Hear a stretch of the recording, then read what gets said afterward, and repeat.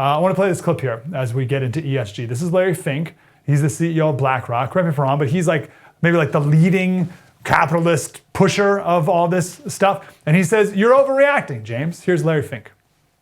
How much has the political backlash, thank you, to ESG investing had on you and BlackRock? I'm taking this very seriously.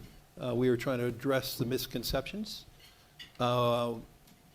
It's hard because it's not business anymore. They're doing it in a personal way. And in the first time in my professional career, attacks are now personal. They're trying to demonize issues. Now, you misunderstand, James. What do you say to him? I mean, I just see a guy who punched his wife in the face and she retaliated and scratched his arm, and he holds up the scratch and says, look what you just did. That's personal. You know, and so it's like, come on, this guy is managing $10 trillion or thereabouts of other people's assets. He's making deals with China. He hides his stuff in China. That's shady, which, by the way, is the model, which is what Klaus Schwab just told us. And we already know that it's a communist fascist tyranny. This guy is managing $10 trillion or thereabouts of other people's assets to do his social activism with other people's money. Like, the attacks are personal. Dude, you're in the arena, like, belly up. Yeah, like you've never been attacked yourself, James. No, never. No. Let me, so our last guest, I think, did a pretty good job describing ESG. And let me put it through my brain and see if I can articulate this well, because everyone needs to be able to articulate. So you have ESG, so the reason companies are jumping on with this, whether maybe they believe it, like Larry Fink, or it's just for economic reason. They see where the world economy is going, and everyone's going to get this social credit score based on environmental and social justice and all that stuff. And the higher their score, the more money they get from the governments, and the more money they get from places like BlackRock, and their company grows, and if they can get there first, they'll be the only game in town. Is that okay? What am I missing from that? Explainer. Well, you're missing the cartel aspect. That's a decent explanation. You know, the E is environmental, so you behave the way that Larry Fink thinks we should behave in the environment. The S is social, so you do all the social justice stuff, or if it flips over to some other social program, you're going to have to deal with that too. And governance means you appoint the people that Larry Fink wants you to have on your board. When I said that he controls this many assets, though, you have to understand it's something like between BlackRock, State Street, and Vanguard Group, the top three of these big investment banks that are all incestuous with each other.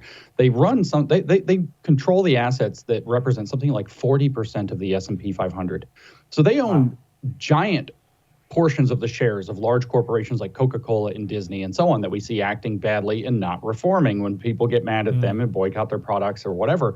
And the reason is because they know that somebody like Larry Fink could pull the plug, sell a gigantic chunk of their assets, maybe 30% in a day, watch their stock prices tank, delist them from these ESG kind of mutual fund, index fund kind of programs, and all of a sudden they become a toxic asset on the market. And so even a corporation as large as Coca-Cola or Disney is at the mercy of Larry Fink the gun by being able to pull out all of their assets or control their assets. And again, if you want to have a good score, you're going to appoint to your corporate board at least 4 members that somebody in the cartel likes, and you're going to follow the policies, the ENS policies that the cartel likes.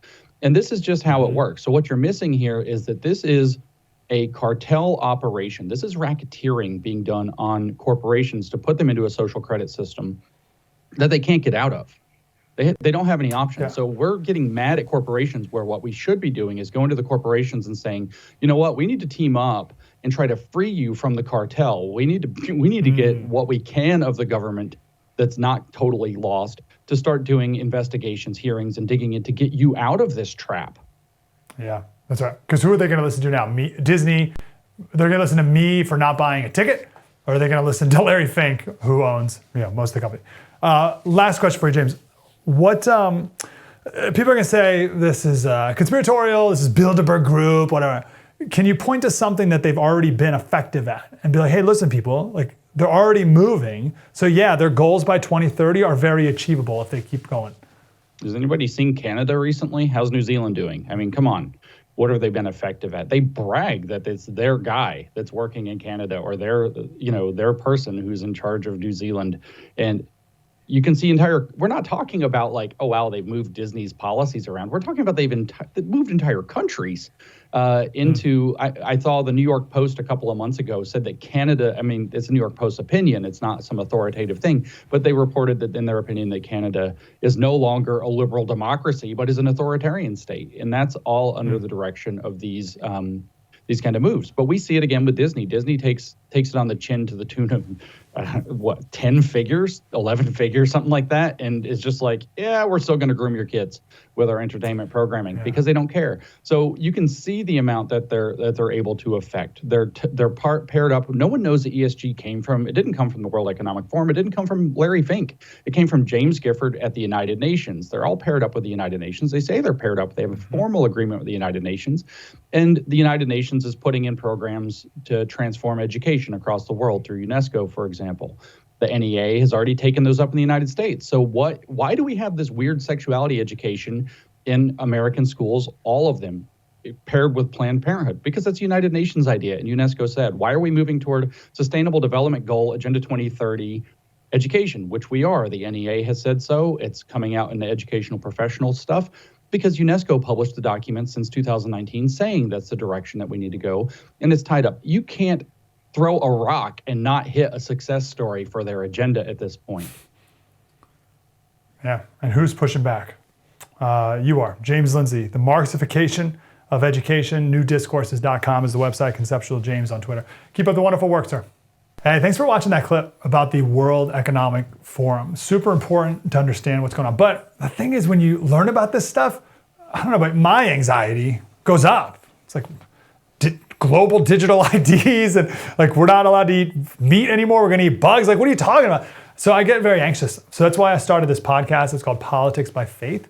So what we do is we take the story of the day, we break it down, we lament the brokenness, but then we provide some historical perspective and some biblical peace to understand that there's nothing new under the sun.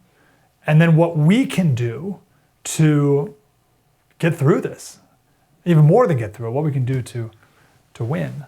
So that's what the podcast is all about. You can give it a download. It's free, of course, wherever you listen to your podcast. Politics by Faith. And you can watch, you can feel the anxiety wash away.